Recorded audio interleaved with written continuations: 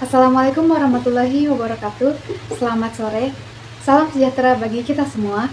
Om Swastiastu, Namo Buddhaya, salam kebajikan. Di sini saya akan menjelaskan hubungan timbal balik antara filsafat ilmu dan pendidikan. Hubungan antara filsafat ilmu dan pendidikan bersifat timbal balik. Keduanya saling menguatkan. Filsafat ilmu memberi fondasi kritis bagi pendidikan, dan pendidikan yang baik memberi ruang bagi filsafat ilmu untuk berkembang. Berikut penjelasannya secara rinci. Yang pertama, filsafat ilmu mengawasi dan memperkuat eksistensi keilmiahan serta nilai-nilai dalam ilmu pendidikan. Ilmu pendidikan tidak bisa berdiri sendiri tanpa pertanyaan dasar. Yang pertama, ontologi. Apa hakikat pendidikan itu? Apakah pendidikan sekedar transfer ilmu, pembentukan karakter, atau proses pembebasan manusia? Yang kedua, epistemologi. Bagaimana kita tahu suatu metode pembelajaran yang valid? Apa kriteria kebenaran dalam ilmu pendidikan? Yang ketiga, aksiologi. Nilai apa yang ingin dicapai melalui pendidikan?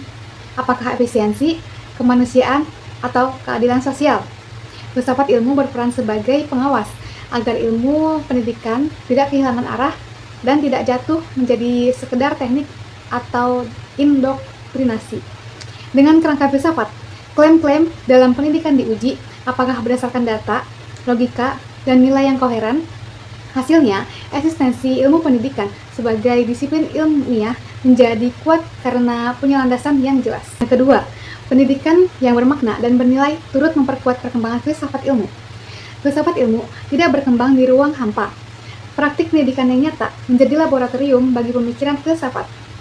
Ketika guru, siswa, dan institusi pendidikan menghadapi masalah konkret, misalnya ketimpangan akses, degradasi karakter, atau kegagalan metode pembelajaran, maka pertanyaan-pertanyaan filsafat akan muncul. Apa tujuan pendidikan sebenarnya? Bagaimana seharusnya manusia belajar? Pendidikan yang reflektif memaksa filsafat ilmu untuk terus menguji ulang asumsi-asumsinya. Jadi, praktik pendidikan yang hidup memberi bahan baku bagi filsafat ilmu untuk tumbuh, bukan hanya berteori. Yang ketiga, mengapa filsafat ilmu disebut pisau analisis dalam membedah persoalan pendidikan? Filsafat ilmu menyediakan 3 pisau analisis utama, diantaranya yang pertama, ontologi, membongkar asumsi manusia tentang realitas dan pendidikan. Contohnya, apakah siswa dipandang sebagai wadah kosong atau subjek yang aktif membangun pengetahuan? Yang kedua, epistemologi, membongkar bagaimana pengetahuan dihasilkan dan dibenarkan dalam pendidikan. Contohnya, apakah penilaian hanya mengukur hafalan atau kemampuan berpikir kritis? Yang ketiga, aksiologi, membongkar nilai yang tersembunyi di balik kebijakan dan praktik.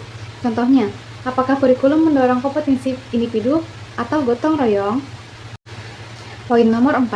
Contoh konkret penerapan filsafat ilmu dalam praktik pendidikan. Yang pertama, kebijakan. Kurikulum Merdeka di Indonesia didasarkan pada asumsi aksiologis bahwa siswa perlu diberi kebebasan memilih sesuai minat. Itu adalah penerapan nilai otonomi dan humanisme dari filsafat pendidikan.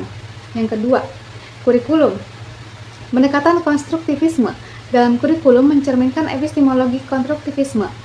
Di antaranya, pengetahuan tidak ditransfer, tapi dibangun oleh siswa melalui pengalaman. Yang ketiga, proses pembelajaran. Metode diskusi Socrates di kelas mencerminkan epistemologi dialogis dan ontologi manusia sebagai makhluk berpikir. Tujuannya bukan sekedar menjawab benar atau salah, tapi melatih cara berpikir. Hal ini dapat disimpulkan filsafat ilmu dan pendidikan seperti dua sisi mata uang.